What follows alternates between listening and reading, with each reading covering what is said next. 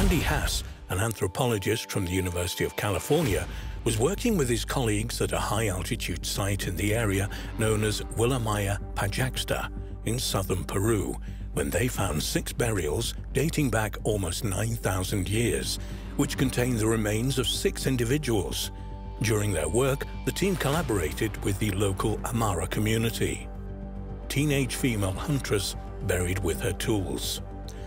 One burial pit was not like the others. Based on the hunting toolkit found with the deceased, the team initially thought that the burial was of a male hunter. However, the bones were very slender, light, and appeared to be those of a female. Science quotes one of the team members, bioarchaeologist Jim Watson, as saying, "I think your hunter might be female." Indeed, the grave contained the remains of a young woman who died between the ages of 17 and 19. Her gender and age were determined based on an analysis of proteins in her teeth. Anthropologist Randy Hass has told Sky News that the female hunter had been buried with stone projectile points for felling large animals, a knife and flakes of rock for removing internal organs, and tools for scraping and tanning hides. The stone points would have been attached to shafts and used as spear throwers and hurled at animals with great force. A pigment chunk was also found with her, which was used in the treatment of hides. Was the discovery an outlier? The female hunter was found near the grave of a male who was also buried with a hunting toolkit. The team of researchers also found evidence of animal bones in the sediment of the burial ground, including Andean deer and Visuna. Hass told Science News that these 2 animals were the main targets of ancient hunters in that part of the Andes.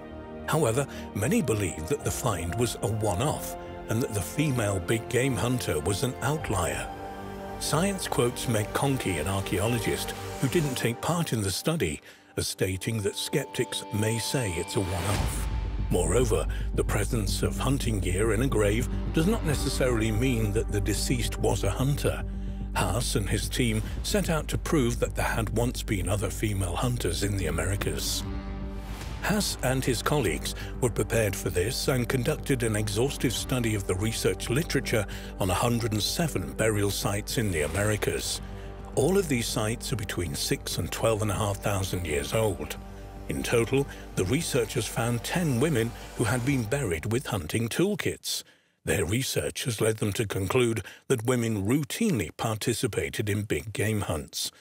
The researchers wrote in Science Advances that the findings are consistent with non-gendered label practices in which early hunter-gatherer females were big game hunters.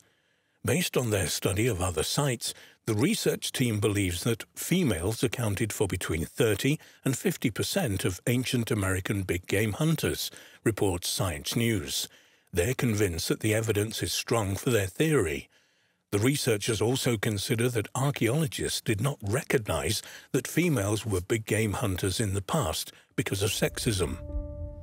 Gizmodo quotes the researchers as saying that modern gender constructs often do not reflect past ones. In other words, just because women in the recent past were not big game hunters, this does not mean that there weren't any female big game hunters in the Americas 9,000 years ago. Up until recently, the man-the-hunter hypothesis was widely accepted according to science. This held that women did women's work and that males engaged in activities such as hunting and as a result were the dominant gender. This was based in part on modern studies of hunter-gatherer groups such as the Hasda of Tasmania. Inspired by their groundbreaking discovery in Peru, the researchers argue that this was not the case. Big game hunting would have required teamwork, a group of people working together and a great deal of labor. Therefore, women would have had to have cooperated with men to ensure success in hunting expeditions. Quoted in Gizmodo, the researchers argue that there was a broad participation from both females and males in the hunting of big game. Ashley Smallwood of the University of Louisville in Kentucky tells Science News that it's time to stop thinking of ancient female large-game hunters as outliers. The discovery of the ancient female huntress in Peru could transform our knowledge of gender roles in the past. If women hunted, this would imply that there was more equality between the genders in prehistoric societies. However, some have argued against these findings and state that the researchers cannot prove their arguments about female hunters because the sample that they investigated is simply too small.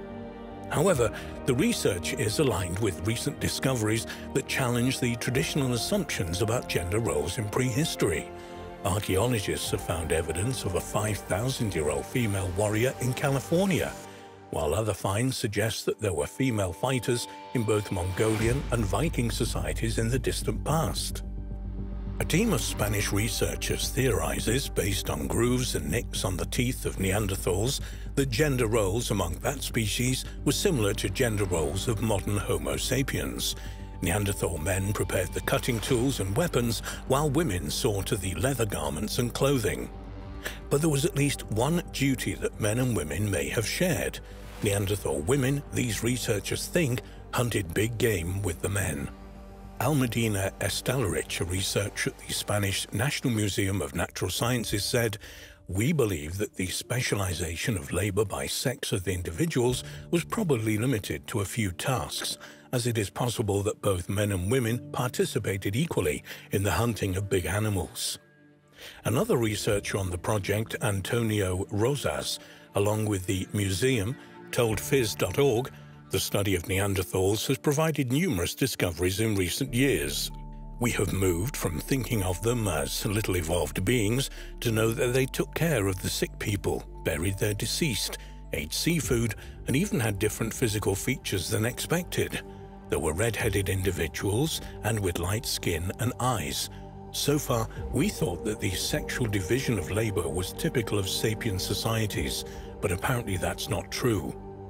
A study of ancient DNA by other researchers showed a mutation that may have resulted in red hair and light skin among Neanderthals, according to the Smithsonian Museum of Natural History. An article on the Smithsonian's website says 2 Neanderthals, one from Spain and one from Italy, had a mutation in a gene controlling skin and hair color. The mutation changes an amino acid, making the resulting protein less efficient. Modern humans have other MCR1 variants that are also less active, resulting in red hair and pale skin. The less active Neanderthal mutation probably also resulted in red hair and pale skin, as in modern humans. Phys.org says that one of the main conclusions of a study of 99 incisors and canines of 19 Neanderthal people showed that their communities divided work according to sex. The study, by the Spanish National Research Council, was published in the Journal of Human Evolution. The Neanderthals' teeth came from sites at El Sidron, Asturias, Spain, Spy, Belgium, and Lourdes, France. The study said grooves in the teeth of women appeared to follow the same pattern. The pattern of the grooves in women's teeth differed from that in men's. Analysis shows that all Neanderthals, regardless of age, had grooves in their teeth. This is due to the custom of these societies to use the mouth as a third hand, as in some current populations, for tasks such as preparing the furs for chopping meat, for instance. The researchers found that the grooves in men's teeth were longer than women's and made the assumption from this that the tasks the two sexes performed differed. Also, they found tiny nicks in the enamel and dentin of the upper teeth of men and in the lower teeth of women. Researchers are unable to make rock-solid conclusions about which tasks men performed and which tasks women performed, but they said in modern hunter-gatherer society, women typically prepare furs and other garments, and men retouch the edges of stone tools. They say this may have been how it was among the Neanderthals they studied.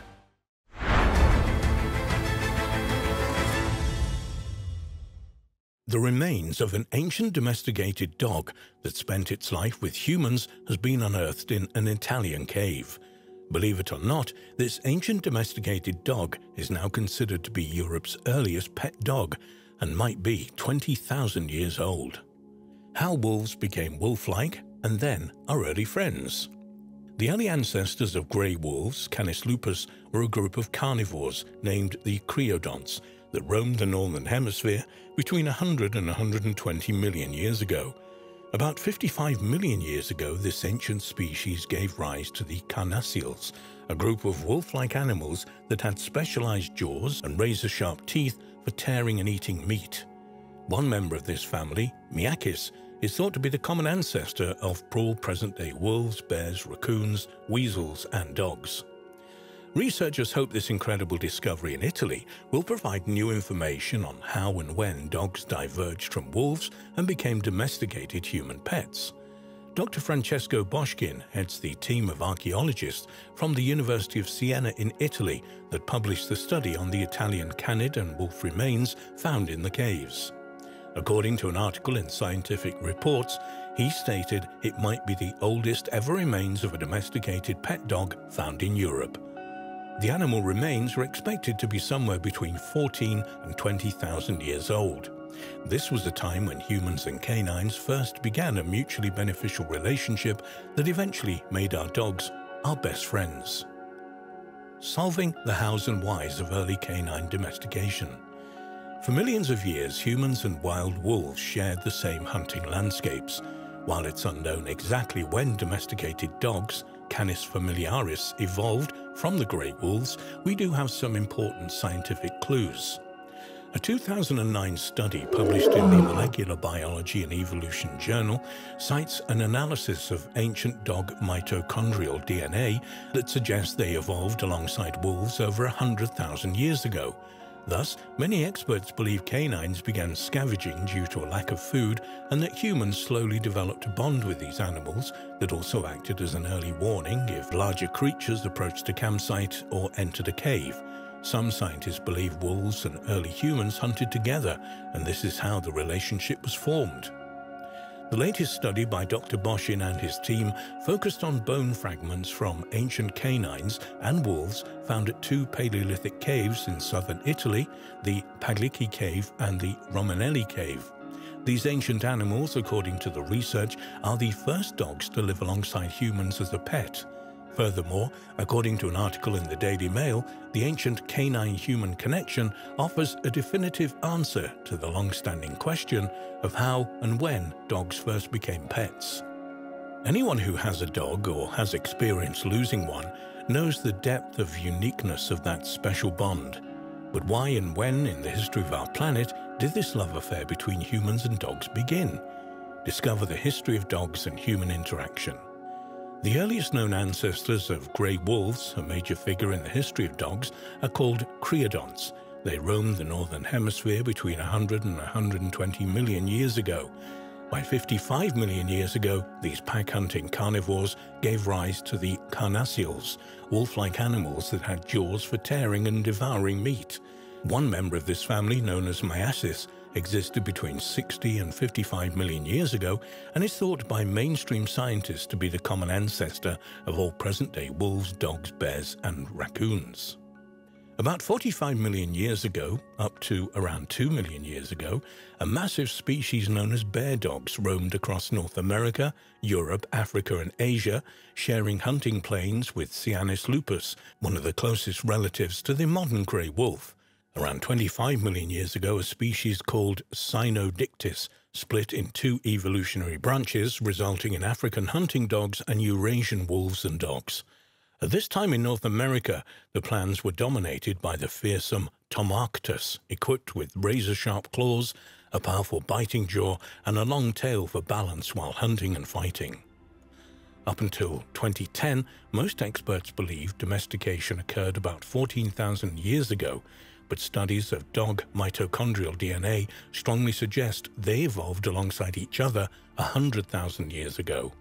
Supporting this new paradigm, in 2009, several ritually buried dog skulls were discovered in a cave in the Czech Republic, which dated to 30,000 BC.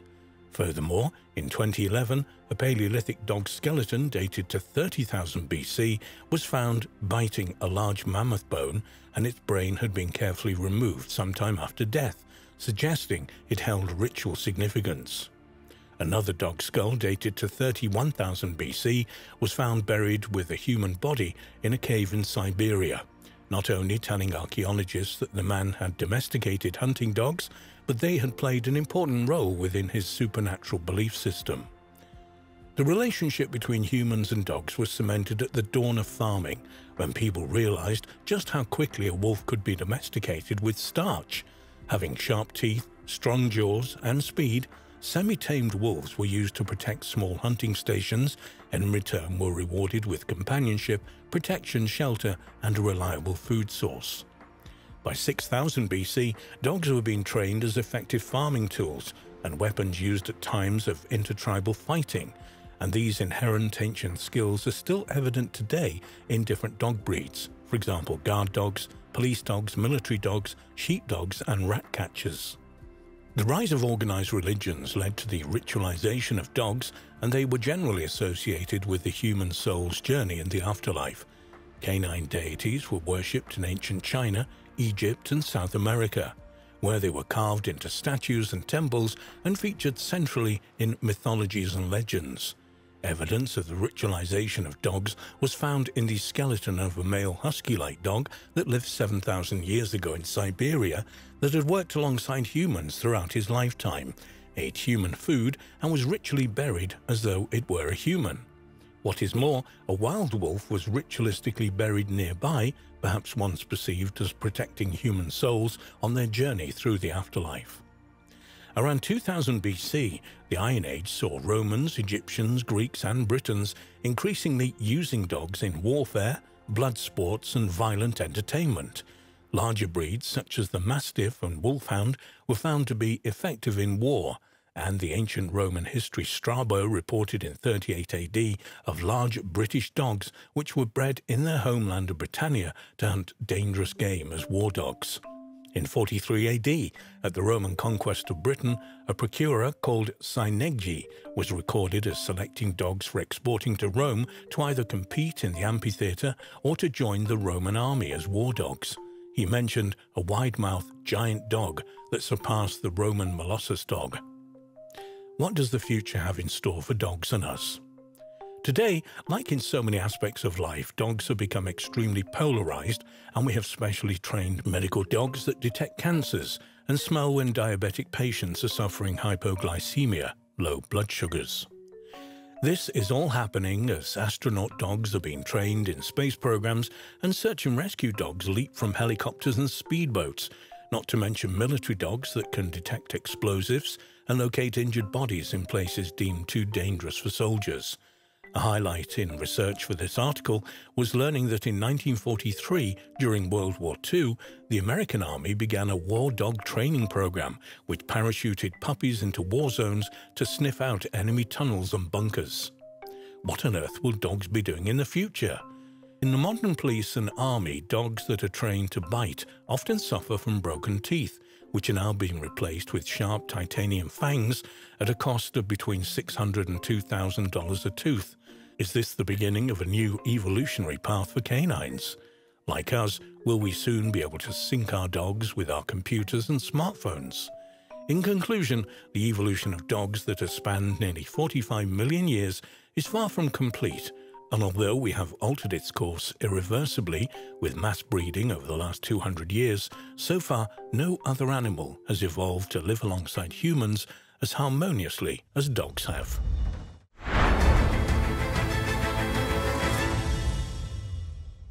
Scientists have uncovered decorated artifacts dating from between 40,000 and 75,000 years ago from Tanzania and the southern tip of South Africa that show that man developed the capacity for symbolic thought long before previously believed.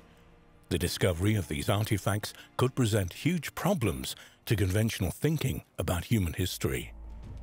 The earliest kind of decoration used by humans was probably ochre, which we know was used over 200,000 years ago in the Middle Stone Age and Middle Paleolithic. The earliest evidence of its use in Africa dates back 285,000 years. Ochre is an umbrella term for a range of earthy, iron-rich rocks composed of iron oxides or oxyhydroxides such as shales, sandstones, mudstones, and specularite. In Africa, ochre is still used for protection from the sun and against insects such as mosquitoes. It has also been scientifically proven to inhibit the effect of UV radiation and also has many other uses. Fascinatingly, ochre appears in the archaeological record around the same time as anatomically modern humans and became more frequently used from about 100,000 years ago at many Middle Stone Age sites. One of the most often debated questions in the study of early man is, when did the origins of modern human behavior begin? When and where did our common ancestors first begin to behave in ways similar to ourselves? Although it is well known that Homo sapiens were anatomically modern by 200,000 years ago in Africa, there's never been evidence to support the idea that these humans could be capable of modern behavior. But all that changed with the discovery of the Blombos heads on the 24th of April 2004 by a team of scientists led by Dr. Christopher Henshelwood, a South African archaeologist affiliated with the University of Bergen in Norway and the State University of New York at Stony Brook. The discovery was made at Blombos Cave on the shore of the Indian Ocean 200 miles east of Cape Town. Archaeologists now believe that due to these and other findings, most ancient symbolic traditions in Africa date back at least 100,000 years. Years after these amazing discoveries, new discoveries relating to early Homo sapiens' cognitive abilities are still challenging mainstream views. The archaeological site at Blombos Cave contains Middle Stone Age archaeological deposits, including hearths, bone, stone, marine shells and sand in discrete layers dated to between 100,000 and 72,000 years ago. This is seen by many researchers as probably the most important period in the early development of modern human behavior. Published results from Blombos Cave indicate that some aspects of modern behavior evolved during the early-late Pleistocene after 100,000 years ago in Africa. Excavations at the cave match recent and older findings from a number of African Middle Stone Age sites that date to this time period. The discoveries at the cave show that people apparently had the intention to make a statement about themselves with jewelry about 30,000 years earlier than any previously identified personal ornaments used by our human ancestors. This was the conclusion of the archaeologists who discovered a collection of tiny shells pierced with holes, as if they had been prepared for stringing as primitive beads. The 41 pea-sized shell beads were uncovered in groups arranged by sizes and shade, each cluster probably representing a single piece of jewelry. According to researchers, the strings of bead represent the oldest, well-dated examples of people making and wearing jewelry. This can be interpreted as further evidence that these people possessed a language capable of sharing the symbolic meanings of these objects. 2 years before the discovery of the beads, Dr. Henshelwood reported the discovery of other evidence of possibly complex symbolic thinking by the inhabitants of Blombos Cave, including abstract engravings and finely worked bone tools and weapon points. The shell beads of Blombos Cave were from a small snail-like mollusk, which must have been brought by the group from rivers more than 10 miles away. All the recovered shells from Blombos Cave were carefully pierced around 75,000 years ago using a bone tool to create a keyhole perforation. These were then strung and worn as a personal ornament. Archaeologists discovered signs of repeated rubbing on the beads, a sign that they had been rubbed against one another and against the cord, resulting in discrete use-wear surfaces on each bead. Such patterns of wear are not present on the shells in their natural environment. Microscopic residues of ochre discovered inside some of the beads probably resulted from deliberate coloring by the wearer or perhaps by transfer when worn. Henshelwood and other researchers believe that this small but growing record of very early artistic artifacts from Africa are vital evidence that modern behavioral traits, such as the use of external symbols, developed slowly over a couple of 100,000 years, not abruptly after our ancestors emerged from Africa, as some archaeologists have suggested. However, not all researchers agreed with Dr. Henshelwood's interpretation that these mysterious artifacts were expressions of a modern type of creativity. Indeed, a few of them have even questioned whether the shells were actually used as beads.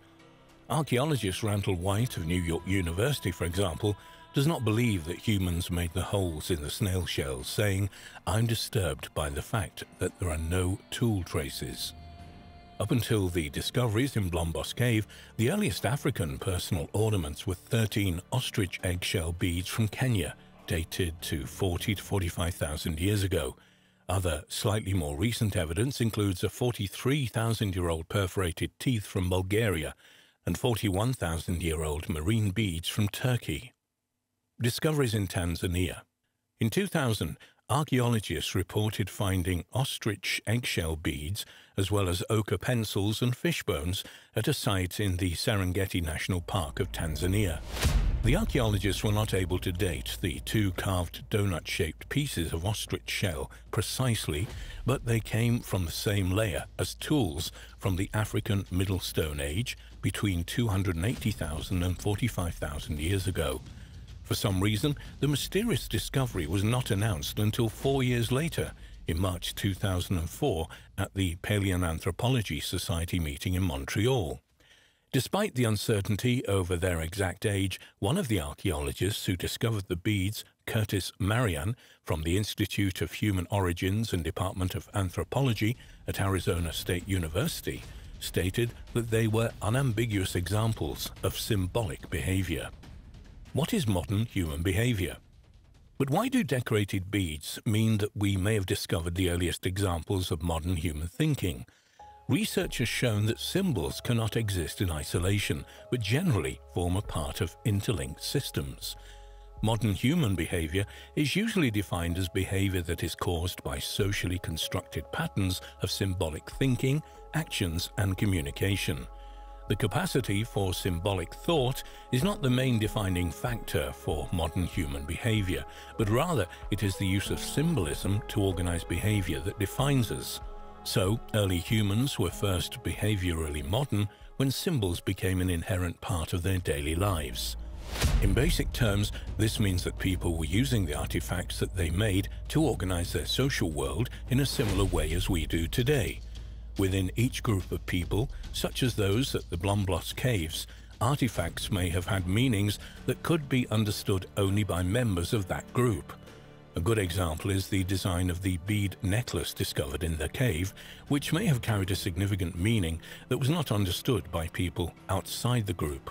The findings from Blombos Cave and from Tanzania, and the subsequent reanalysis and excavation of other relevant sites, have resulted in a clear change in our understanding of the timing and location of the development of modern human behavior. Archaeologists believe that these discoveries undoubtedly reflect the acquisition of completely modern cognitive abilities by southern African populations at least 100,000 years ago. Although scientists are aware that these are vastly important discoveries in terms of early man, they still seem to be a little reluctant to believe very early dates. Randall White commented, "If the dates hold up, we now seem to be seeing a trail of representational objects that is increasingly older as we move back from Europe into Africa."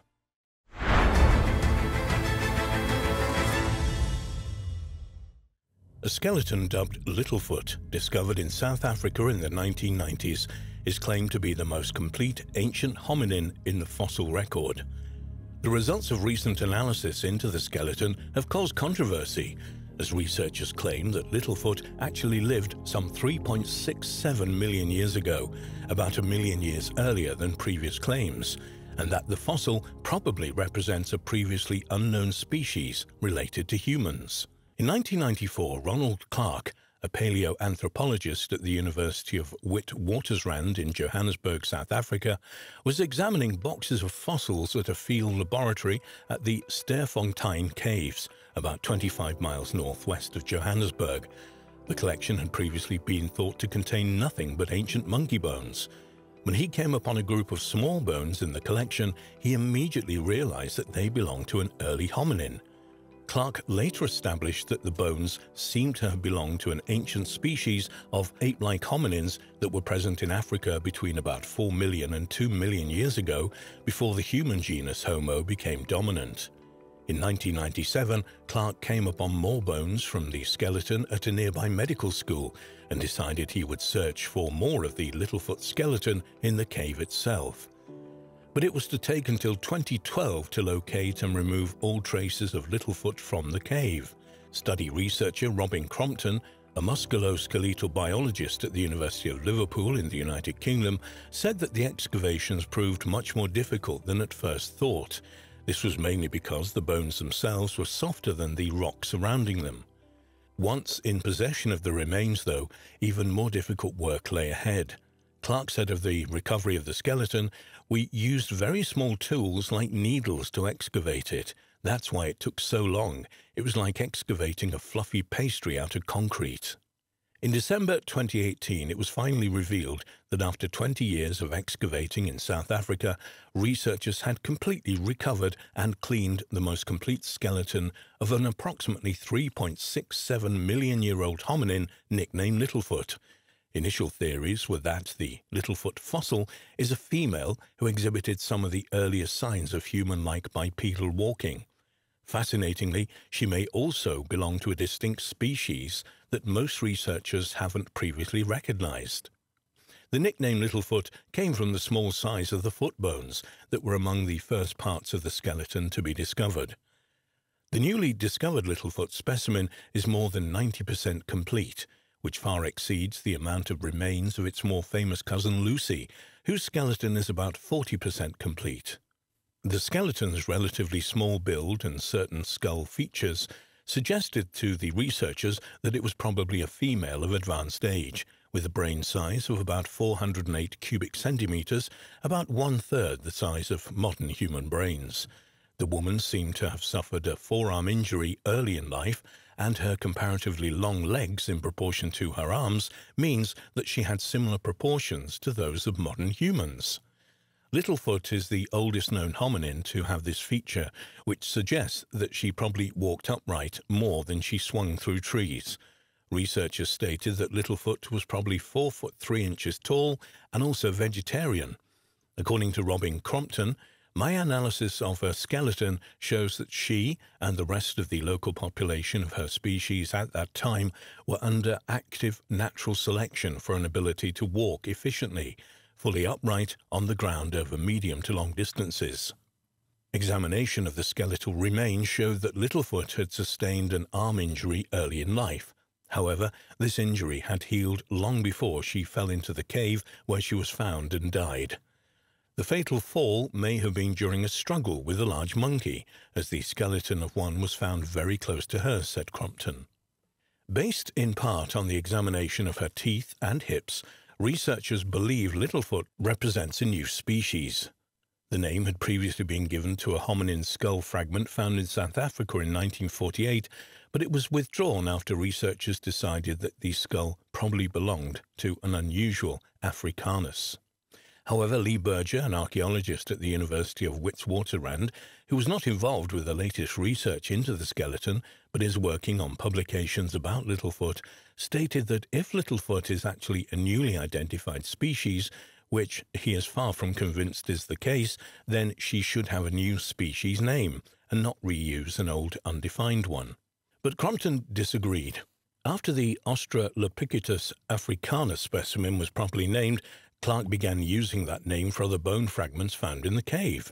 He said on the naming issue, "It's a bad practice and against the International Code of Zoological Nomenclature to create new names where a valid name already exists, and no good argument for separation into a different species exists." So as Professor Clark did not have evidence that Littlefoot was part of a different species, and he continued to use that name for the fossils in the published scientific literature, it was entirely appropriate that he used the existing and valid name. Berger is also concerned about the lack of solid information in the recently published papers on the Littlefoot skeleton. He believes there should be more detailed measurements of the fossil bones. For instance, there's no data. There are almost no measurements of the fossils, he says.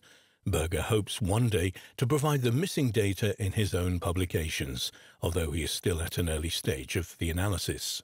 The researchers suggest that these specimens are potentially an ancestor of a group of hominins called the Paranthropus 4, which coexisted with early Homo species for about 1 million years. Much more controversy has arisen over the dating of the Littlefoot fossil. Based on the age of the sediments around the fossil, the researchers have dated Littlefoot to around 3.67 million years ago, about a million years earlier than previous dates for the skeleton. This would mean Littlefoot was alive about 500,000 years before Lucy in Ethiopia. The date would mean that our ancient ancestors were almost certainly scattered across Africa.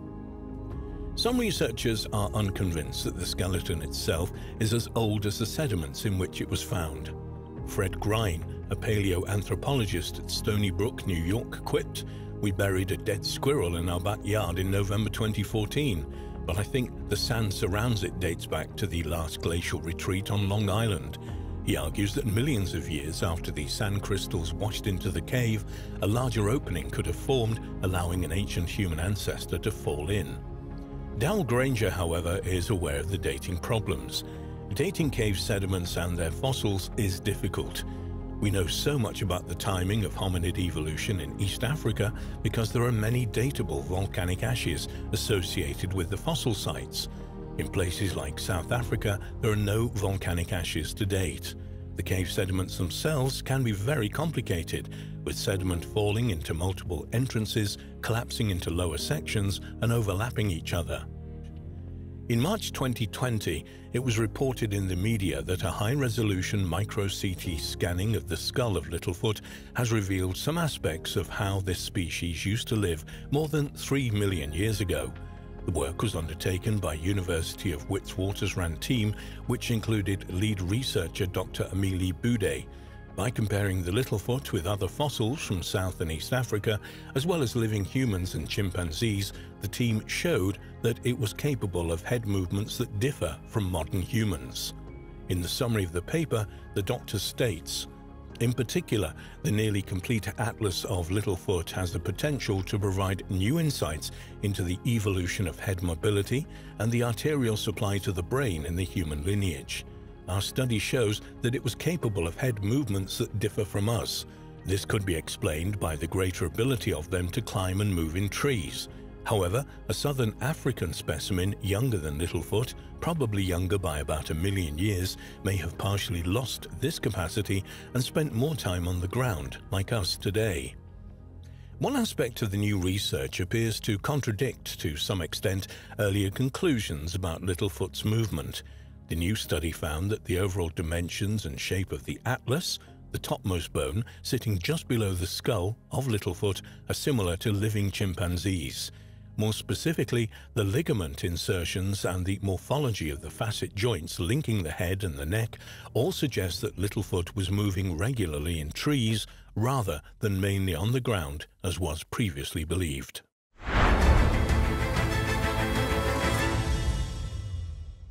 Ancient hominin bones discovered in northern Spain's Atapuerca Mountains have pushed back the arrival of humans in Europe to roughly 1.2 million years ago, around 500,000 years earlier than once believed.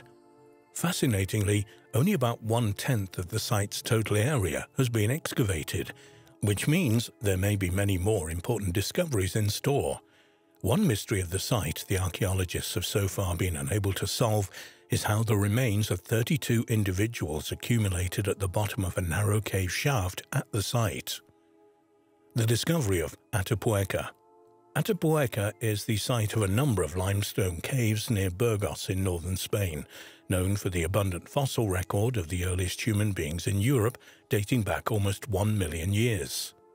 The sites at Atapuerca have been known since the end of the 19th century, but it was not until the 1950s that any details of the site became known when the Edelweiss Caving Club, ECC of Burgos, northern Spain, began to catalogue and map Cueva Maya at Atapuerca. In 1962, ECC members reported fossils in the railway cutting to the local authorities. A decade later, the ECC discovered the Gallery of Flint, and in 1976 they located hominid skulls in the Pit of Bones. Paleontologist Emiliano Aguirre began investigating sites at Atapuerca soon afterwards, and in 1978 put together a research project for the first excavations there, which he led until 1991, when he retired and handed over the leadership of the Atapuerca research project. Oldest European. In March 2008, it was announced that Spanish paleontologists had unearthed the remains of a 1.2 million-year-old human-like inhabitant of Western Europe in the caves at Atapuerca. According to the researcher, the fossil find demonstrates that members of our genus, Homo, colonized this region far earlier than previously believed. The primitive hominin is represented by a fragment of jawbone bearing a few teeth. Although stone tools of a similar age to the fossil jawbone, from about 1.2 to 1.5 million years old, had previously been discovered in France, Italy and Spain, this is the first verifiable human material of this date. This lends support to the theory that the tools found in the vicinity were made by primitive humans. According to Chris Stringer of the Natural History Museum in London, when combined with the emerging archaeological evidence, it suggests that southern Europe began to be colonized from Western Asia not long after humans had emerged from Africa, something which many of us would have doubted even 5 years ago. The Pit of Bones. One of the sites at Atapuerca, Grandalina, contains human remains which have been dated to about 800,000 years ago, as well as some of the earliest tools ever found in Western Europe. But perhaps the most fascinating discovery at Atapuerca was a cave called the Pit of Bones, where 43 feet down, more than 1,600 human fossils, including several nearly complete skulls, were found. The materials in the pit dates back to between 600,000 and 300,000 years and represents about 28 individuals whose brain sizes are within the range of both Neanderthals and modern humans. This represents the world's largest collection in any one place of ancient human fossils. Compared to modern humans, these people were short, stocky, and had smaller brains. It has been estimated males were about 5'7" tall and weighed around 170 pounds, whereas females stood around 5'2" and weighed 125 pounds. The skeletons exhibit a number of characteristics unique to Neanderthals, including a projecting midface, long and narrow pubic bones, and thick finger bones. However, unlike later Neanderthals, they do not fully express the characteristic Neanderthal form. The site also contained a 430,000-year-old fractured skull, which has been interpreted as the earliest evidence of interpersonal violence in Homo. Also discovered in the pit were the bones of cave bears. It's believed that the bears fell down the shaft by accident, probably while seeking places to hibernate. But what the human bones were doing there can only be imagined. No signs of tool butchery or other food remains were discovered, and a single stone hand axe was the only tool discovered in the pit, fashioned from a type of stone not known in the area. Researchers have proposed various hypotheses to explain how the fossils got there. According to one theory, the bodies may have been purposely dropped by their relatives in some kind of ritual burial. This would push back the origin of mortuary practices in humans substantially. Thus far, the earliest accepted burials only occur after 130,000 years ago among Neanderthals and Homo sapiens. However, other researchers believe it is more than likely that the bodies were deliberately dropped there after meeting violent ends. The hominins may also have been dragged there by carnivores, carried by floodwaters, or even been trapped after venturing too far. In August 2016, a study of the human remains from the Pit of Bones was published in the Journal of Archaeological Science. It identified trauma on 8 skulls from the pit. Part of the abstract of the study reads, "The fractures found in 17 crania from SH display a post-mortem fracturation pattern, which occurred in the dry bone stage and is compatible with collective burial assemblages. Nevertheless, in addition to the post-mortem fractures, 8 crania also display some typical peri-mortem traumas. Interpersonal violence as a cause for the peri-mortem fractures can be confirmed for one of the skulls, cranium 17, and also probable for cranium 5 and cranium 11. For the rest of the crania, although other causes cannot be absolutely ruled out, the violence-related traumas are the most plausible scenario for the peri-mortem fractures. If this hypothesis is confirmed, we could interpret that interpersonal violence was a recurrent behavior in this population from the Middle Pleistocene. It would appear from the results of this study that at least some of those in the pit suffered a violent end at the hands of other members of the population in the area. However, this still doesn't explain how and why the dead bodies were taken into the cave chamber. Perhaps the perpetrators wanted to hide their victims, or maybe relatives interred the corpses in the pit. We shall probably never know for sure. DNA evidence. In December 2013, it was revealed that a thigh bone from the Pit of Bones had yielded 400,000-year-old DNA, by far the oldest human DNA ever sequenced. Previously, the oldest human DNA sequenced came from bones that were less than 120,000 years old. Astonishingly, the results suggested that the thigh bone belonged to a previously unknown human species, which some researchers believe may even be a missing link between Neanderthals and their mysterious cousins, the Denisovans. Paleontologists believe this result brings us nearer than ever before to understanding who our own common ancestor with the Neanderthals was. According to Chris Stringer, the genomes we have up until now are really very recent. This takes us at least a few 100,000 years back towards our common ancestor with other hominins. The researchers had expected the DNA to resemble Neanderthal, but it proved to be quite distinct, most closely resembling that of the mysterious Denisovans, a species known only from a finger bone and 2 teeth discovered in a Siberian cave. Stringer admitted that they were somewhat baffled by this result, and there is no evidence that the Denisovans ranged anywhere near Atapuerca. One possibility considered by the researchers is that the fossils belong to the common ancestor of Neanderthals and Denisovans, and some of their descendants later traveled east and became the Denisovans. The genome recovered from the Pit of Bones is particularly relevant, as it is from a period that is extremely close to the origin of our human line. The archaeological evidence indicates that these early humans were developing important new ways of behaving, though they were still using fairly primitive stone tools like the crafted hand axe, which researchers have nicknamed Excalibur, that was found in the pit.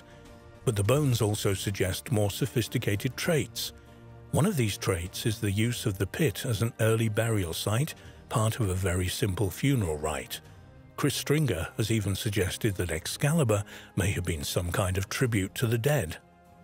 The discovery in the pit of the deformed skull of a girl, who lived to be about 12 years old, also reiterates this more modern behavior, suggesting that the tribe cared for her. There's a hint of something human caring for the disabled, says Stringer. Latest research. In March 2016, a paper was published in the journal Nature, describing a DNA study which, to the surprise of many, identified the remains of the pit bones as Neanderthal. Using this information, the researchers were able to push back the date when the separation between our family branch and that of Neanderthals to sometime between 550,000 and almost 800,000 years ago. In 2019, a comparative study was published of the dental evolution of a number of human species, including the Neanderthals of the Pit of Bones. These results revealed that the divergence between modern humans and Neanderthals must have occurred at least 800,000 years ago.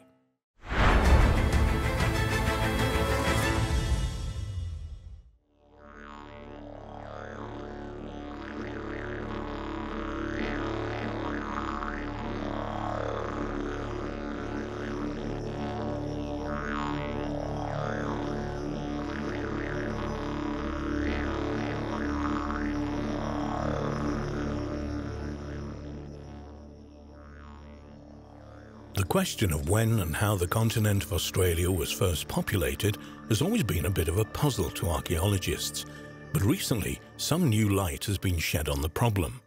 An international team of archaeologists, geographers, ecologists and computer scientists mapped the probable superhighways that led to the first peopling of the Australian continent around 50,000 to 70,000 years ago.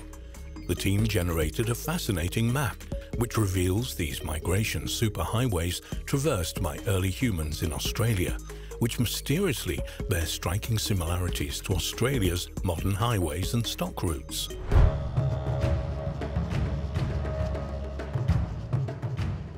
Some researchers have also suggested a connection between these newly discovered superhighways and the mysterious Aboriginal dreaming tracks. Over the years, there have been many theories about where the indigenous ancestors first settled in Australia tens of thousands of years ago, but evidence for this activity is extremely scarce. Only a very small number of archaeological sites date from these early times when sea levels were much lower and northern Australia was joined by a land bridge to present-day southern New Guinea and eastern Indonesia, and people and animals were able to walk at various times across to Tasmania from the mainland. This megacontinent, known as Sahul, was 30% larger than Australia is today. One of these early archaeological sites was at the now dry Lake Mungo in western New South Wales. Here, in 1968, Earth scientist Jim Bowler uncovered the cremated remains of an Aboriginal woman in an eroding dune close to the shoreline of the lake. In 1974, the ancient remains of a man were found nearby. Both of these remains, now called Mungo Lady and Mungo Man, were found to date back to a staggering 40,000 years, thus doubling scientific estimates of how long Aboriginal people had lived in Australia. The amazing discoveries at Lake Mungo reveal that Aboriginal history stretched back at times so remote that the only humans in Europe were Neanderthals, and people had not yet reached America. By about 70,000 years ago, modern humans, Homo sapiens, began moving into Southeast Asia, where they would probably have encountered existing groups of archaic humans like Homo erectus, Homo floresiensis, often referred to as the hobbits, and possibly also the mysterious Denisovans. In May 2021, it was announced that researchers had used supercomputers to simulate 125 billion possible travel routes and reconstruct the most likely superhighways. The first humans to arrive in Australia used to navigate across this new land more than 65,000 years ago. The international team of scientists who undertook the research was led by researchers from the Australian Research Council Centre of Excellence for Australian Biodiversity and Heritage, CABAR, and recently revealed some of their methods to the press. They said, "We think people navigated in new territories much as people do today, by focusing on prominent land features protruding above the relative flatness of the Australian continent. To map these features, we built the most complete digital elevation model for Sahul ever constructed, including areas now underwater. We used this digital elevation model to understand what was visible to early travelers. Essentially, from each point in the continent we asked, what can you see from here? This moving window calculates the largest viewshed map ever created. When our virtual travelers move, they reorient based on visible terrain everywhere they go." For their work, the researchers created an imaginary traveler, a 25-year-old woman carrying 10 kilograms of supplies to traverse the landscape. They collected all the various pieces of data they accumulated into a mega model known as From Everywhere to Everywhere, FEAT, and created over 125 billion possible pathways from every spot on the continent to everywhere else. Each route represented the easiest way to move from one location to another. Obviously, the researchers could not possibly examine every path of the 125 billion pathways that they had created, so they reduced the number by comparing all plausible pathways with the distribution of the oldest known archaeological sites on the ancient continent, providing weighted possibilities for each path. This work produced a scale of pathways going from the most likely to the least likely chosen paths. The most likely pathways in the map above are what the researchers called the superhighways of the first indigenous populations on the continent. The team's conclusion, drawn from their computer-generated maps, is that the early populations spread across the now submerged wide plains on the western and eastern margins of the continent and through to the region that now forms the Gulf of Carpentaria, the large shallow sea which now connects Australia to New Guinea. The nagging question of whether there was evidence that anyone had actually used these computer-identified highways in the remote past was soon answered by their research. A large number of archaeological sites in Australia, known to be at least 35,000 years old, were located on or near these superhighways, and many tracks also coincided with ancient trade routes known from the oral histories of the indigenous people, or agreed with genetic and linguistic studies used to trace early human migrations. But these superhighways may well have been much more than routes used for the initial peopling of Sahul. A number of these superhighways identified by the research team follow well-known Aboriginal trade routes which cross the country. These include the route from Cape York to South Australia via Birdsville, used by traders of Pituri native tobacco, and the trade of Kimberley Baler shell into Central Australia. There are also obvious similarities between the researchers' map of ancient highways and the most common trading and stock routes used by early Europeans, which is not surprising as they followed established routes long used by the Aboriginal peoples. The researchers' groundbreaking work on these superhighways has impressed the archaeological community. Archaeologist Kyle Bokinski of the University of Montana, Missoula, said, "This is a really compelling illustration of the power of using these simulation techniques at a huge continental scale to understand how people navigate landscapes. It's impressive, extreme computing." One intriguing aspect of this new research is that it has revealed major routes that cut across several dry areas in Australia's centre and in the northeastern state of Queensland. The existence of paths in such locations would appear to challenge the long-held view that the earliest people on the continent avoided the deserts. Kaba Deputy Director, Distinguished Professor Sean Ulm from James Cook University, commented on the importance of the research team's work in revealing the significance of landscape to the native inhabitants of the continent. He said, "Australia is not only the driest but also the flattest populated continent on Earth. Our research shows that prominent landscape features and water sources were critical for people to navigate and survive on the continent.